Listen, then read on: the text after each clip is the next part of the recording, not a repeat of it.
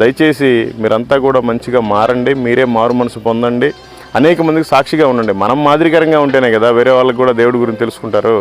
మనమే యేసు ప్రభు వాళ్ళ శిష్యుల్లాగా లేదా వాళ్ళ భక్తుల్లాగా నటిస్తూ ఉంటున్నాం, కానీ జీవితంలో యథార్థత లేదు.